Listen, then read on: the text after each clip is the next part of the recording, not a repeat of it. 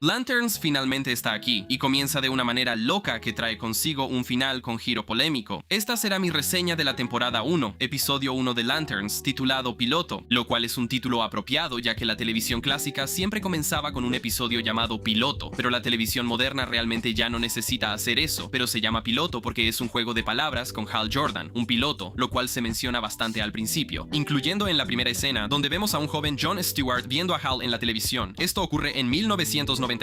Nos enteramos de que Hal se convirtió en un Linterna Verde en 1986. Reveló su identidad al mundo en 1996. Más adelante nos enteramos de que Hal dejó de respaldar su conciencia en el anillo en 2006. La trama principal de este episodio ocurre en 2016 y la trama del presente es en 2026. Así que hay un motivo de salto de 10 años siempre en el sexto año de cada década, lo que hace que esta sea una historia de 40 años, lo cual es una locura si lo piensas. Pero esa ambientación de 1996 es interesante porque muestra un poco del origen de John. Ahora, todavía no soy fan de que Hal sea tan viejo, al menos por ahora, pero debo decir que si va a ser tan viejo, entonces bien podríamos estar haciendo algo interesante con eso, y definitivamente lo estamos haciendo cuando se trata de John Stewart. John realmente no tiene una historia de origen muy interesante en los cómics, pero lo que hacen aquí es muy interesante. Vemos en un avance que la madre de John fue contactada por un guardián del universo cuando él era un bebé, eligiendo a John desde el principio para ser un futuro Linterna Verde. Ahora, el padre de John llega a extremos absolutamente psicóticos para básicamente moldear a John para que al crecer sea intrépido, para ser digno del anillo de Linterna Verde, haciendo que toda su vida gire en torno a convertirse en un Linterna Verde, lo cual es bastante interesante y hace que esta escena inicial sea realmente interesante por eso. Sin embargo, el contraste de John viendo la televisión asombrado por el héroe que es Hal Jordan, el hombre en el que quiere convertirse, y la siguiente escena, 2016, John Stewart conoce a Hal. Él es viejo, gruñón, llega tarde con resaca, no lleva puesto su traje, no es exactamente el gran héroe que pensaba que era. Esta fue una muy buena introducción al personaje de Hal y una muestra inmediata de lo mucho que ha decaído, casi hasta un punto antinatural. La siguiente parte fue muy destacada en los avances, y aún así fue bastante entretenido. El intercambio entre Hal y John es bastante disfrutable. La frase de Hal sobre cómo cada vez que le dicen señor suena más y más como vete al diablo fue graciosa, y de hecho muchas de sus interacciones fueron divertidas a lo largo del episodio. Hubo más comedia en este episodio de lo que esperaba, dado el tono que se había anunciado, y me alegra que así sea. Este momento en realidad fue más loco aquí que en los avances por el impacto del auto contra el suelo. O sea, maldita sea. Eso habría destrozado a John más allá de lo reconocible. Más tarde dice que hizo plástico de burbujas para protegerse, lo cual me hubiera gustado ver. De hecho, sobre esa envoltura de burbujas, Hal parece sorprendido por eso y le dice que es un genio. Y después, vemos a John haciendo bocetos. Esto probablemente se convertirá en un contraste claro entre Hal y John. Hal probablemente solo habría hecho una burbuja o simplemente habría volado, pero John es un poco más creativo que eso, y el hecho de que haga bocetos se conecta con que es arquitecto, lo cual también es algo creativo, aunque estoy seguro de que él también tiene sus límites. De camino a la taquería, tuvimos una sorpresa que no se había anunciado para nada, una versión más joven de Hal Jordan creada por el anillo como una conciencia de respaldo de Hal, que no se había respaldado desde 2006. No creo que esto en particular sea algo de los cómics, y es interesante cómo el anillo puede crear algo que no es verde, pero además esto ciertamente se siente como si fuera a ser muy importante. Se conecta con el misterio de la serie, ya que ahora tenemos la pregunta pendiente de por qué Hal dejó de respaldar su conciencia en 2006 y por qué se volvió mucho más imbécil en esos últimos 10 años. Es mucho más agradable, mucho más amable y mucho más acogedor de lo que es en 2016. Mi mejor suposición es que está relacionado con el oro en el anillo. Ha sido poseído por Parallax. Ahora, justo antes de esta escena, vimos la introducción del programa. Es un pequeño desvío, pero a mí me encantan las intros. Este es un programa de HBO y HBO nos ha dado algunas introducciones increíbles, como la introducción de Juego de Tronos o la inspiración de esta serie True Detective. Así que me sentí inmensamente decepcionado, igual que con El Pingüino, de que este programa realmente no tenga una introducción. Es solo una muy corta tarjeta de título animada con música muy olvidable y aburrida. Sin embargo, lo interesante es que la luz al principio de la introducción no es para nada verde, es muy claramente amarilla antes de desvanecerse en verde. Esto sigue insinuando a Parallax, o al menos la idea de los linternas amarillos. Y hay más pistas que hablan específicamente de la personalidad de Hal, cosas de las que tal vez me habría estado quejando si no hubieran dejado claro que algo le pasó para cambiarlo en los últimos 10 años. Él es un imbécil con John y realmente